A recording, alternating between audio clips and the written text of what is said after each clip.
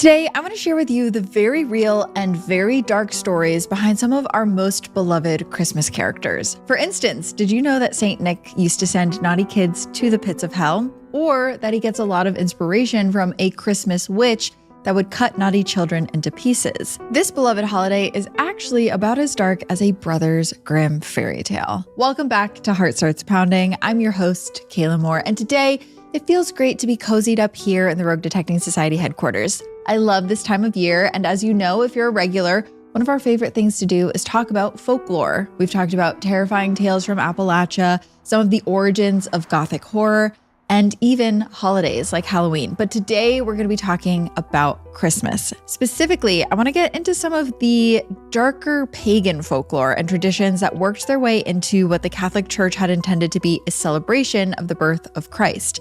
There's actually quite a bit of dark folklore hiding around this holiday if you know where to look.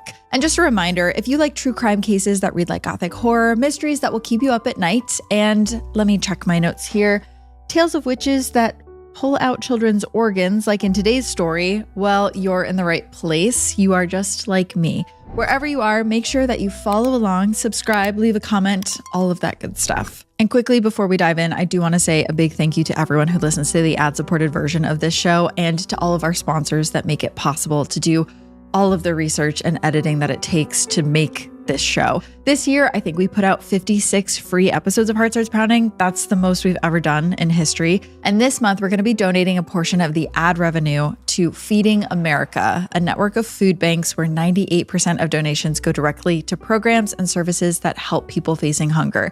So thank you to everyone listening for making that possible. Okay, let's get into it. And to start, I want to tell you about a pagan holiday witch that predates St. Nicholas.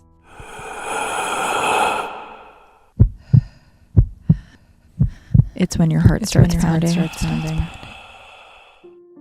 Before we had Santa Claus, we had a Christmas witch known as Frau Perchta. She hails from Southern Germanic folklore, the same place that gave us the Brothers Grimm. However, she would have made even Jacob and Wilhelm Grimm clutch their pearls in horror. Because even though Frau Perchta shares some similarities with the modern-day Santa Claus, like wanting to know if children had been bad or good, she is far more macabre and violent than Santa. In her legend, she would visit children's homes on the eve of winter solstice. When children are good, she would bring them nothing. But if they were bad, well, they were about to find out. It was the eve of the winter solstice many, many years ago. A young girl named Lena played with her doll by the fire in her family's small home in Austria. Across the room, Lena's mother spun flax on her loom to make linen. She stopped, realizing that it was time to make the porridge for dinner. She asked Lena if she would continue to spin the flax, but Lena just wanted to keep playing. Her mother's face grew serious, and she grabbed Lena by the shoulders, explaining to her that tonight of all nights, she needed to obey, because tonight was the Wild Hunt. The Wild Hunt is a band of evil creatures led by the goddess Perchta, Frau Perchta, as she's called by those who fear her. Lena's mother explained that Frau Perchta had skin made of iron. She had a long, crooked nose covered in metal warts. She wears only rags as to hide her single, large clawed foot. When she arrives, the goddess looks around the house to see if you've completed your chores. If you haven't, then she'll shred your pillow and toss the soot from the fire all over the floor. If you've left unspun flax, she'll smear it with her own excrement, leaving your family without anything to make linen.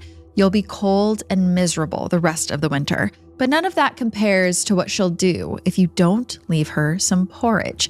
If you're selfish and you eat all of the porridge for yourself on the night that Perchta comes, she'll take out her long iron scissors and cut open your stomach. She'll get her porridge, even if she has to cut it out of you. Before Lena could ask if this was all true, there was a sound at the door. The door to the hut flew open. A bitter wind carrying ice and snow filled the room and nearly extinguished the fire. For a moment, Lena feared that Frau Perchta had arrived. But it was not a goddess. It was her father, who was coming in from the cold with extra firewood. She ran forward to give him a big hug. The family settled down for the night and focused on their meal. Lena noticed that her father and mother only ate half of their porridge. Before she could take another bite, her father reached over and took her own bowl from her. She was hungry. She wanted to finish her porridge. But her father shook his head. He stood up and carried his bowl and Lena's over to the fire, placing them at the hearth. Her mother followed behind her with her own bowl. They reminded her that Frau Perchta was coming that night, and they needed to leave some porridge for her and her Perchten, the spirits that followed her in the wild hunt. It was time for bed, but her mother warned her to be a good girl and finish spinning the flax before she went to sleep. Her parents then went to bed on the far side of the hut, pulling animal skin curtains shut all around them for privacy. Lena was left alone now, wondering what to do next. She was tired, and she was still hungry. She looked between the bowls sitting at the hearth, the loom in the corner, and the curtain where her parents were sleeping. She moved towards the hearth, picking her bowl back up and swallowing big mouthfuls of porridge. One bowl wasn't enough. She wolfed down her mother's bowl and her father's bowl as well. By the time she was done, she was so full that she could hardly move. She was sleepier than ever. The fire was warm, and her chores seemed impossible to do now. So she laid down and her eyelids closed. Outside, the night grew colder and darker. The wind picked up, and then a blast like a trumpet woke Lena from her sleep. The fire blew out. It was pitch black in the hut. Lena called out for her parents, but she got no answer. She couldn't see anything. She could only hear the wind and then a cacophony of sounds. Hooves clopping, horses neighing, bells jingling, shrill, high-pitched laughter in the distance. And above it all, a voice that was both beautiful and horrible, singing a strange song that went like this. So you shall not escape. My old broomstick, the whips, the rod, with which I'll beat you until you're red with blood. Your hands and feet I'll bind and throw you into the mire. Set fire to your braids and hair, scratch your face and cut your nose, and rough you up quite well. All your dolls I'll toss and burn and shred your finest Sunday dress. When I find you snoring late in bed, I'll reel your intestines out from your belly and fill the hole with wood shavings. The door to the hut then flew open, unleashing a freezing wind 100 times worse than the wind from before. It coated the inside of the hut, turning every surface to ice. She turned around in horror, looking to her parents' bed. Her eyes were wide as she saw their curtain had been blown away, and they were lying completely still, their eyes open in shock, their skin pale and white as the moon. Icicles hung from their noses and chins. They had been frozen to death. A cackling noise from the direction of the door drew Lena's attention back around. She turned in time to see several horrible shapes enter the room. They were monsters, covered in hair with terrible horns protruding from all directions. Their faces were covered with twisted, hateful wooden masks, and their long, forked tongues licked the air, searching for prey. These were the Perchten, twisted servants of the goddess. They held Lena down, who screamed in protest, but this only made them laugh more. Lena trembled from head to toe as the icy wind chilled her all over. Her stomach sank and her skin turned to goose flesh as a new figure arrived at the door. The hulking crone was bathed in moonlight and covered in ice. Her long, crooked nose was sharp iron, just as Lena's mother described. What the story hadn't mentioned, though, were Perchta's hateful yellow eyes, which were horrible pinpricks in the darkness. As she glided forward without a sound, she produced a crooked pair of shears from beneath her robes. Frau Perchta had come to collect. She lowered the scissors toward Lena's body, and then she began to cut. And the other monsters cackled with glee as they surged forward, ready to have their solstice feast. Now, this story might sound like a dark fairy tale, but it was something that ancient Europeans really believed in. People would really leave their porridge bowls half full on the eve of the winter solstice to leave it out for Perchta. And this is a very ancient, much less tasty version of leaving cookies and milk out for Santa. How the porridge looked in the morning also predicted your luck for the next year. If you heard Perchta slurping in the night, you knew that your house was blessed. If you went back to look at the bowl in the morning and you found the spoon had moved, you were cursed and you were going to have bad luck all that next year. But worst of all, if your spoon had completely fallen into the bowl, then you were doomed to die later that year. Most hoped that a blessed household meant that they would soon be having children because children meant that there were more hands around the house for help. And once children reached working age, Perchta was a useful tool for keeping them in line. If a child didn't do their chores in these ancient times, it could have serious consequences for the family, like animals not getting milked, flax not getting spun, crops not getting harvested. That all meant that the family could potentially starve or freeze in the winter months. So by telling the children that Perchta would destroy their homes if they didn't do their chores, they had this illustrative way of conveying the importance of housework and the dangers of winter. Perchta was also evoked to keep children safe, though. Wandering off into the woods could have deadly consequences. You could get lost, you could get eaten by wolves, you could get kidnapped. So parents would tell children that Perchta was in the woods to keep them from the real danger. So Perchta was, in a few ways, this kind of eerie, dark female Santa. But you might be surprised to learn that she was also the first trick-or-treater. This is just like a fun fact I found while we were researching this episode. But Halloween and Christmas were once essentially the same holiday. In ancient times, pagan communities harvested their crops and slaughtered their animals around late October or early November to get ready for winter. They would celebrate the season and make offerings to gods like Perchta. They believed that spirits such as her would be walking the earth that night. And they thought that this was why their days were growing shorter and colder. Young men in these communities would act out this belief by dressing up in creepy costumes meant to look like Perchta and her minions. They would smear their faces with animal grease, they would tie hay around their waists and wear animal pelts, or they would even create these elaborate horned masks. And then they would knock on doors and say something like, "Children or bacon, or I won't go away." And this was to mimic Perchta either taking your child or getting her food offering. It was kind of like trick or treat. But as the pagans got better at farming and animal husbandry, they could harvest later and later in the year, sometimes waiting until December. So depending on the area and the community, the harvest might be celebrated at two different times, once in late October and then again in December. And when Christian missionaries started to visit these communities to convert them, they would try to pull them away from their pagan beliefs by replacing pagan holidays with different Christian ones. And that, at least in part, is how the late October, early November festivals became All Saints' Day. But the pagans still celebrated another harvest celebration in December, and the Christians needed to transform that one into a Christian one as well. And so maybe you see where I'm going with all of this. So slowly, over time, Perchta transformed into Santa, which is why early Santa and Saint Nick folklore is absolutely terrifying, which I want to tell you about now. So if Perchta was a predecessor to Santa, you might be wondering how she went from a child-eating death goddess to the Santa that we have today. Well, there's actually an important figure who helped this transformation happen. You've probably heard of Santa being referred to as Saint Nick, an official saint of the Catholic Church who they believed performed miracles. But what you might not know is that he wasn't originally this jolly Austrian man with a white beard.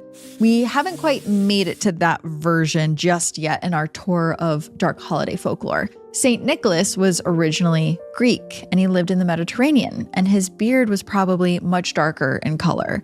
Saint Nick did travel down chimneys, but not to deliver presents, for reasons that are honestly upsetting, and his miracles were disturbing, to say the least. It was a cool, clear night in Byzantium, or Turkey today. Nicholas was a wandering priest searching for 3 young boys who recently went missing in the area. Their parents were horribly worried, and to make the situation even worse, it was soon going to be Christmas. The thought of this drove him onward, eager to reunite the boys with their parents. But eventually, the chilly winter air got the better of Nicholas, and he admitted to himself that he needed to seek shelter and resume his search for the boys in the morning. So he stopped by a small inn on the side of the road. The lights were all off, and he knocked on the door, half expecting no answer. But after a few moments, he heard some rustling and a latch being undone. The door creaked open inward, exposing a sinister figure lit only by candlelight. The very sight of the man on the other side of the door filled Nicholas with dread. His face was covered in strange blotches. He had only one good eye, glaring out from beneath a single bushy eyebrow. When he opened his mouth to speak, he had these rotten brown teeth framed by a greasy black mustache. Nicholas showed some coins he had and said that he was looking for a place to spend the night. The innkeeper glared at Nicholas and let out a huff, but he took the coins and he waved him inside. As Nicholas surveyed the inn, he found something unsettling. At the center of the room, situated over a massive hearth, sat a large black kettle simmering with some unknown dinner. The smell was enough to nearly chase Nicholas back outside. It smelled horrible, but something urged him back on. He wanted to see what was inside the pot. He slowly walked forward, lifting the lid on the kettle. His eyes stung and he pinched his nose to protect from the assault on his senses. The stew was even more foul up close. His eyes stopped stinging just long enough for him to get a good look at the contents. And there, simmering amongst the potatoes and turnips of the stew, were several sets of small human hands and feet. And then a portion of a face bubbled to the surface and he recognized it immediately. Nicholas realized that he had found the 3 missing boys. Before the innkeeper could even react, Nicholas pushed him to the ground, and then turning back to the pot, he placed his hand above the contents. He refused to accept that this was the end that the children had come to. Not like this, not so close to Christmas. Channeling his faith deeper than he ever had before, he reached out into the cosmos, beseeching the Holy Spirit to aid him. Without thinking and without knowing what he was about to say, he issued one solemn command: "Rise up, children." This unnatural light filled the room. The innkeeper was instantly blinded, and Nicholas didn't look away for an instant. He watched as the light fell upon the kettle before him, lifting all the contents out from the pot. And then the body parts of the slain boys glimmered with this angelic light as they slowly churned in the pot and came back together. And soon, the dismembered corpses were made whole, lowering to the floor of the inn. As the light dimmed, the children's eyes shot open and they jumped to their feet. When they saw the innkeeper struggling blind on the ground, they all screamed, but Nicholas promised that they were now safe. Leaving the innkeeper, Nicholas guided the children home, and this was considered by the church to be one of his many miracles. A few days later, Nicholas resumed his travels, making his way to a large town on the coast. At first, he wasn't sure why God had brought him to this place, but he followed his instincts and he was led to a home at the center of town. It was a 2-story structure with this really large chimney. And as Nicholas looked it up and down, a passing old woman noticed him and she shook her head. She told him a very sad story. The owner of the house had gone completely bankrupt. He had 3 daughters, but with no money, he could not pay their dowry. And with no dowry, he had no choice, he felt, but to sell his daughters to traveling sailors. And this transaction was going to take place the following day at a local brothel. But the man decided that it was worth it so that he could have some money. Nicholas was obviously disturbed by the story when he heard it, and he decided that he had to do whatever he could to save these girls. Now, Nicholas, being a very saintly man, had given away most of his money to charity. But he realized that his family still had a small portion of money at a local bank. So he took it upon himself to make a full withdrawal of what his family had left, and he filled a sack that he had with him with this gold. That night, he wrapped himself in a shawl tightly around his body and climbed up the side of the merchant's townhouse with his bag of gold slung over his shoulder. Not wanting to be detected, he saw no other option than to enter the house through the chimney. He carefully lowered himself down through the narrow space, trying his hardest not to sneeze at all the soot. And when he got out of the chimney, he bumped into something soft and wet.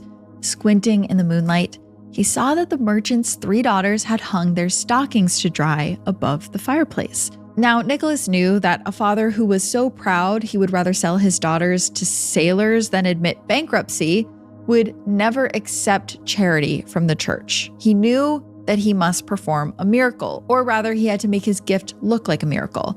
So he took the gold from his bag and he filled each stocking to the top. Once his bag was empty, he climbed back up the chimney. The next morning, Nicholas once again waited outside of the house, watching. A smile crept across his face when he heard the sounds of rejoicing from inside. The daughters had been spared from being sold off at the brothel because of his miracle. Suddenly, the front door flew open and the father stumbled to the street, his arms full of gold. He gave thanks to God, convinced that a miracle had occurred, not knowing that it was actually the generosity of Nicholas. Now, the actual historical figure we know as Saint Nicholas lived and died between 270 and 343 AD, and clearly his legend has changed a ton since then. But now, when you see a Christmas movie of Santa carrying a sack of presents down a chimney for children, you'll know what he was actually doing all of those years ago. In the 1100s, when Catholic missionaries were trying to convert Europe, these were the types of stories that they were telling in places like Austria. And soon, the pagan Austrians who believed in Perchten and Frau Perchta were blending their myths and legends into the Catholic ones, and I guess leaving behind some of the child mutilation parts. Now, this would not be a horror podcast or a horror holiday folklore episode without talking about Krampus. Once the Catholic Church arrived in pagan Europe and began converting the population, they started to portray the pagan deities as weak and subservient to the Christian God and saints. Folk spirits like the Perchten could no longer be worshipped as forces of nature, both good and evil. They had to be looked at as exclusively evil. This is according to the church. And they also had to be subservient to Saint Nicholas, who was now being looked at as kind of the saint of Christmas. By the 1500s, these pagan creatures came to resemble Christian demons, basically. Instead of long fur and wooden masks that they used to have in the stories, they now had short hair, hooved feet, claws, and angry little pinched faces. The word Perchten literally translates to bright one, and over time, that word was changed to a different word, Krampus. Krampus means claw. Because, according to the church, that's what they do. They claw at your door to get in. Now, you've heard the name, maybe you've even seen the movie, but the legend has changed over time. Nowadays, people think of Krampus as a sort of singular, demonic anti-Santa, but originally, Krampus was not one creature, but many Krampuses. And they didn't work against Santa, they actually worked with him. Artwork from throughout history shows Krampuses covered in chains that are held by St. Nicholas. You can see the chains of Christianity. And the church would sponsor morality plays in different villages showcasing this dynamic. An actor would be dressed up as St. Nicholas holding the chains that were attached to the Krampuses, and he would judge the children as bad or good. If they were good in this era, they received presents. But if they were bad, well, that's where the legend of Perchta still kind of reared its head. Because if they were bad, things could still get very deadly for them. It was St. Nicholas's Day, December 6th, 1572, in a town in Austria. A young boy named Andreas was watching the annual parade through his town.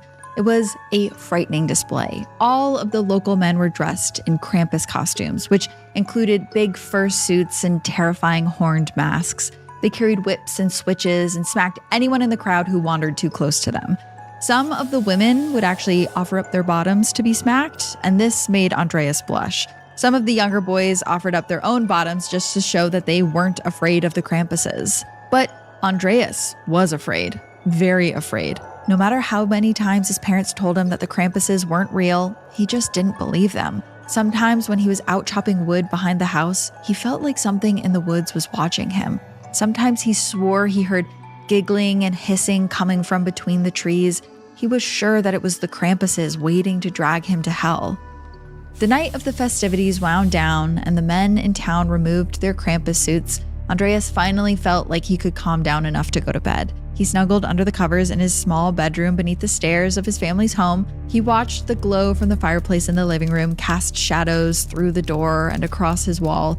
The light calmed him, easing his fears about the Krampuses. But just as he was about to drift off to sleep, he noticed something strange. The light from the living room was getting brighter. It was no longer the soft glow of a fireplace, but the bright, golden glow of something otherworldly. The light grew until it was practically blinding. Andreas jumped from his bed and he ran out into the living room. And there, in front of the fireplace, an old man with a long white beard and bright red robe appeared. He had a large, open book in one hand and a staff with a cross in the other. Andreas instantly recognized him as none other than Saint Nicholas. He realized that he had come to give him presents. Andreas ran forward, but Saint Nicholas held up a hand to stop him. First, he needed to read from his book to determine what sins and what good deeds Andreas had committed throughout the year. If he had done more good than bad, he would get presents. But if not, Andreas turned, hearing a sudden scratching at the door. Long shadows were cast by the moonlight through the windows, creating silhouettes of the one thing Andreas feared above all. But before he could scream, Nicholas started to sing. God's greetings all within the house. I'm friend to all, Saint Nicholas. Have no fear, just look at me. No wild stranger here you see. My coming marks the year's near end. This forest man my basket tends. Deeds good and bad we must review. With ringing bells comes Krampus too. What brings him joy brings terror to you. And then the door burst open. 2 actual live Krampuses stood in the doorway, more horrible than Andreas could have ever imagined. They weren't anything like the fake ones from the parade. Their faces weren't covered by masks. They had these big, black eyes with glowing red irises, long, sharp noses pointed downwards from the center of their faces. And worst of all, they had massive, wide mouths like some kind of unholy clowns, mouths lined with sharp yellow teeth.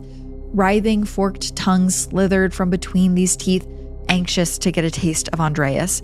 And above all, they had short, stubby horns, nothing like the majestic animal horns from the costumes at the parade. Their bodies were covered in bristling black hair like a bull's. Their muscular arms ended in twitching hands with thick, sharp black claws at the end of each fingertip. And they had legs like goats, bent backwards at the knee, ending in charcoal black hooves. The Krampuses raced towards Andreas. He tried to duck underneath his coffee table, but each one grabbed him by an ankle and dragged him screaming out in front of his fireplace. Saint Nicholas stood firm, reading from his book. He read Andreas's good deeds, how he helped his father out around his shop, how he cleaned his room, how he was kind to his friends. But St. Nicholas also read about his sins from the year, the time he stole a candy bar from a market stall, the time he cursed after stubbing his toe, the time when, just earlier today, he looked at a maiden with lust in his heart. The Krampuses were overjoyed to hear all this. They dragged him further towards the fireplace, so close that Andreas could feel the flames on his skin. They hoisted him to his knees and held his face right next to the fire. The flames filled his field of view. Andreas stared into them and found his mind transported across space and time. Within that small fireplace, he caught a glimpse of infinite suffering in a dimension separate from our own. It was a portal to hell now, and the Krampuses could not wait to throw him in it. But then, Andreas heard the shrill sound of a whistle. He was pulled away from the fire, only to find St. Nicholas was the one with the whistle held to his lips. It was a pleasant and melodic sound, but the Krampuses immediately stopped and covered their ears. They quickly ran to St. Nicholas's side, cowering and quivering at the foot of his robes. St. Nicholas had weighed Andreas's deeds, both good and bad, and found him worthy. It was time for his presents. Andreas trembled as he accepted the gifts, some chocolates, some dried fruit, socks. He could hardly believe how quickly his luck had changed. But as St. Nicholas and his companions faded from view, the evil creatures waved mischievously. There was always next year. So Andreas vowed right then and there, for the next 365 days, he would be a good boy. Ever since the ancient Europeans gave up the worship of Perchta and her Perchten, they have instead observed a tradition wherein locals dress up as Krampuses in service of St. Nicholas. And this even continues to this very day. In Austria, the house visit is an important part of this tradition. After parading through the streets, Krampuses are invited along with St. Nicholas to visit homes and weigh children's good deeds versus their bad deeds. They can also be accompanied by female angels and a woodsman who does the actual passing out of gifts. Sometimes St. Nick will recite good and bad deeds from the child whispered to them by their parents, but more often than not, the child just has to sing a song or recite a poem and then they get a gift. But then, just as St. Nick gets ready to leave, the Krampuses attack, jumping all around the house, pretending like they're about to knock over whatever piece of furniture the kid is hiding behind. And then, St. Nick blows his whistle and the assistants step in, stopping the Krampuses. In the 21st century, many people all over the world have learned about these strange traditions through the internet. That's how we over here learned about them, and a whole new wave of Krampus mania has swept over the globe, kind of reinvigorating the character for a new century. Commercial Krampus events have multiplied in recent years to attract tourists, and the virality of Krampus even led to a movie that was released in 2015 that I quite enjoy, if I'm being honest.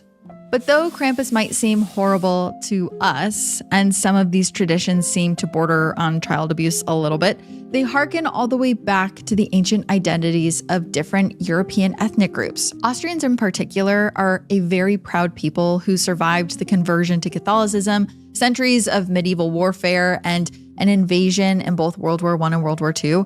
Krampus events are a way for them to reassert their cultural identity after years of outside influences trying to force them to change.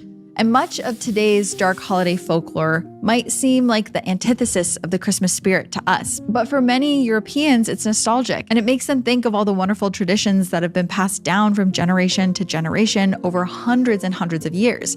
And that is why I love learning about dark history. It's not just the dark origins of Christmas, it's the preservation of folklore and tradition. And you get to see how much of it has changed and warped over time so that these pagan beliefs could remain embedded in Christmas traditions. And for parents everywhere, it teaches their children to be good unless they want to be gutted or dragged to the pits of hell. But what about you guys? What is your favorite holiday tradition, no matter what holiday it is? I love diving into the dark history of these, so maybe I'll do another episode on that in the future. And that is all I have for you for this week's episode. Thank you so much for joining me. I hope you learned something as we got into the dark history of Christmas. I learned so much doing this episode. I really, really, really love episodes like this. You can always suggest me other types of folklore that you want to hear on this show. I love hearing from the community on this. Next week, I'm going to be diving into we'll call it 2 kind of cozy Christmas mysteries that I want to tell you about. So please join me here for that. And until next time, stay curious and leave out some porridge for Perchta. Ooh. Heart Starts Pounding is written and produced by me, Kaelyn Moore. Heart Starts Pounding is also produced by Matt Brown. Additional research and writing by Greg Castro. Sound design and mix by Peachtree Sound. Special thanks to Travis Dunlap, Grayson Jernigan, the team at WME, and Ben Jaffe. Have a heart-pounding story or a case request? Check out heartstartspounding.com.